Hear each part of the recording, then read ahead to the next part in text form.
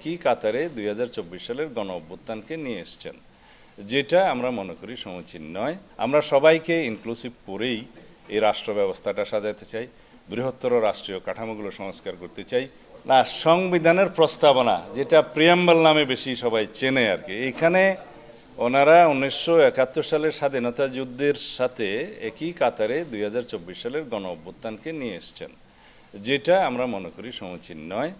আগের প্রিয়াম্বলেই থাকা উচিত।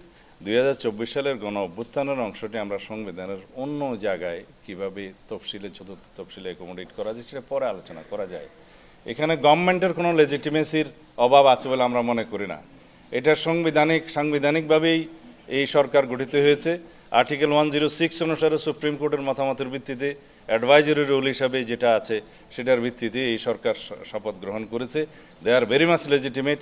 তারপরেও যদি লেজিটিমেসির কোনো সন্দেহ থাকে, সেটার জন্য পরবর্তীতে সংবিধানে আমরা যখন অনেকগুলো সংশোধনী এবং রেটিফিকেশন আসবে, তখন চতুর্থ তফসিলে সেটা অ্যাকোমোডেট করার একটা ট্রেডিশন আছে আগের থেকেই বিভিন্ন সময়, যেটা ট্রানজিশনাল পিরিয়ডে যেটা হয়। আর্টিকেল 150 অনুসারে সেই প্রভিশনটা সংবিধানে আমাদেরকে দেয়া আছে, সেই হিসাবে সেটা অ্যাকোমোডেট করা যাবে।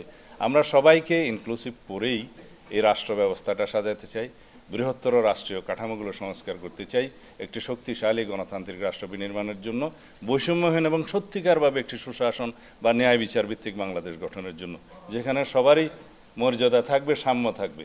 গণপরিষদ হচ্ছে একটা রাষ্ট্র নতুন গঠিত হয়েছে, সেখানে সংবিধান রচনা করা দরকার, সংবিধান নাই। সেজন্য সমাজের বিভিন্ন শ্রেণী পেশার মানুষকে নিয়ে প্রতিনিধিত্ব আকারে একটা গণপরিষদ গঠন করা হয়। নির্বাচনের মাধ্যমে হতে পারে, সিলেকশনের মাধ্যমে হতে পারে, সেটা বিভিন্ন জায়গায় ট্রেডিশন আছে, এখানে লম্বা আলোচনার সময় নেই। সেই গণপরিষদ একটা সংবিধান প্রণয়ন করে, সেটা গৃহীত হওয়ার পরে গণপরিষদের সেই সংবিধানের ভিত্তিতেই আবার একটা নির্বাচন হয় পার্লামেন্টের। এখানে আমাদেরকে রাষ্ট্র নতুন হয়েছে, আমরা এখন কত বছর, 53-54 বছরের পুরাতন রাষ্ট্র।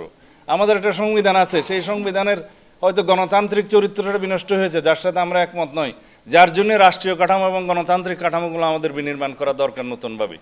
সেই জন্য আমরা সংবিধানের ব্যাপক সংশোধনী এনেছি। যারা এই গণপরিষদের দাবি করছে তারাও তো 69টা প্রস্তাব দিয়েছে সংশোধনী, আমরা হয়তো তাদের চেয়ে একটু কম দিয়েছি।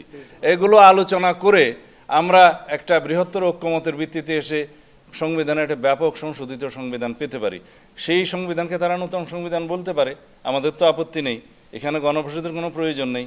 এখন তারা সেই রিপাবলিককে নতুন রিপাবলিক তাদের নামে ডাকতে পারে, আমাদের আপত্তি নেই। কিন্তু সেই আইডিয়াটা পুরো জাতির উপরে ইম্পোজ করাটা কতটা যুক্তিসঙ্গত সেটা আলোচনার দাবি রাখে। আমাদের গতকালকে একটা প্রেস ব্রিফিং হয়েছে, এখানে তো আপনারা মোটামুটি সবাই ছিলেন। আমরা বলেছি যে অপশনগুলো দেওয়া হয়েছে স্প্রেডশিটে, ইয়েস, নো অথবা আংশিক একমত, তারপরে গণভোট, গণপরিষদ, তারপর গণপরিষদ এবং পার্লামেন্ট একসাথে এটা বাস্তবায়ন করবে কিনা, বাস্তবায়ন অংশ এগুলো দেওয়া হয়েছে। আমাদের এখানে মন্তব্য হলো যে প্রথমে লিডিং কোয়েশ্চেন না করে আমাদেরকে তো অপশন দিতে হবে যে আমরা গণপরিষদে একমত কিনা, তারপরে না গণপরিষদের মাধ্যমে বাস্তবায়নের প্রশ্ন আসবে। বা গণভোটের বিধানটা আছে আর্টিকেল 142 অফ দ্য কনস্টিটিউশন, সেখানে বলা আছে যে আর্টিকেল 8, আর্টিকেল 48, আর্টিকেল 56 এবং আর্টিকেল 142 ইটসেলফ, এগুলো যখন সংশোধিত হবে তখন গণভোটের প্রয়োজন হবে।